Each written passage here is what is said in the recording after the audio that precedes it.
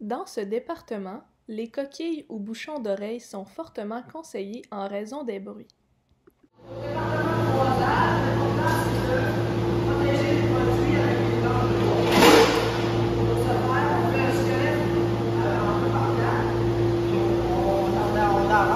prend les panneaux proportionnels à la grandeur de la palette et on vise sur le squelette de 2 par 4.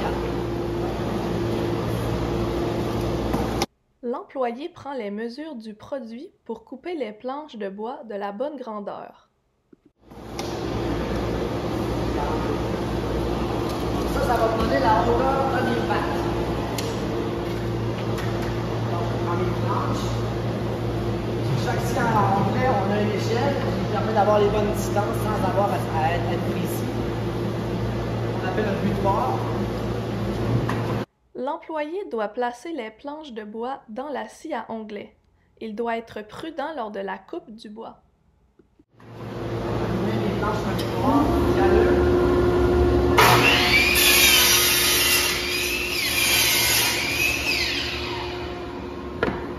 Maintenant, j'ai mes 4 pattes, je vais faire mes têtes qui sont la même largeur que la palette.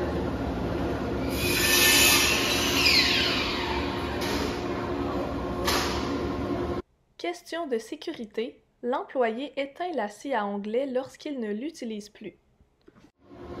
Voilà, fait que là, mes 2 squelettes de côté sont faits. Alors là, je vais chercher des planches qui vont pouvoir être juxtaposées à celui-ci. Alors, je prends des panneaux de retail que je sais que ça va faire.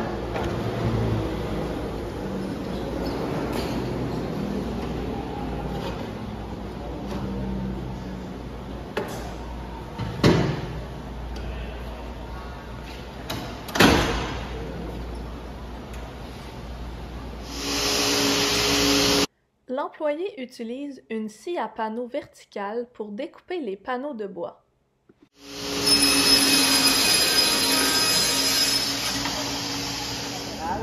Avec des visseuses. Certains employeurs pourront utiliser des cloueuses.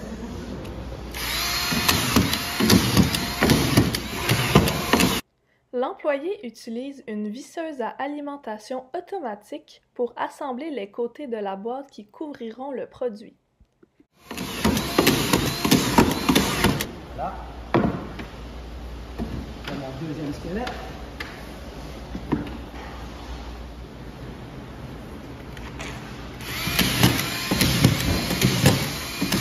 Et voilà. Alors là, Il n'y a pas un nombre requis de vis à installer sur la planche, mais l'employé doit en mettre sur toute la longueur de la planche de bois. alors là, mes 2 panneaux, les 2 panneaux frontal et en arrière sont faits. Je vais aller les fixer sur ma palette. Je vais commencer mon quart. Lorsque les côtés de la boîte sont terminés, l'employé va les poser autour du produit. Mon quart.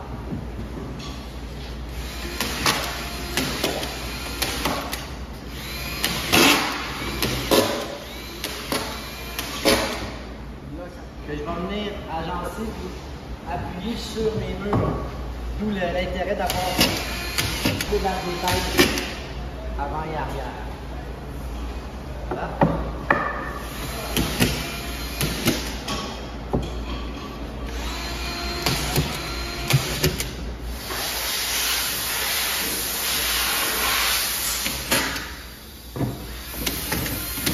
L'employé installe les panneaux pour finaliser la boîte.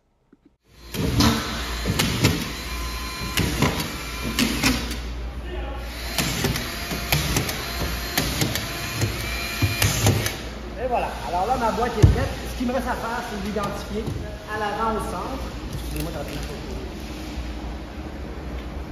Nous, on dit au commissionnaire que c'est fragile. L'employé place des collants sur les panneaux de la boîte pour bien l'identifier. On demande, c'est en anglais parce que c'est la langue internationale du commerce, à ne pas empiler. Alors on dit do not stack. Puis on certifie aussi que ça a été fabriqué au Canada. Ce qui me reste, c'est mesurer les dimensions de la palette. Ensuite, prendre le poids avec mon livre pèse personne. Finalement, l'employé doit peser la boîte avec un transpalette peseur et inscrire le poids en kilogrammes sur la boîte. Sur la palette, et j'envoie ça à mon collègue suivant qui va s'occuper de la répétition.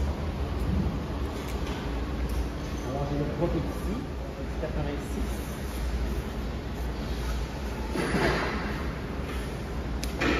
Et voilà, la technique de base de l'établi.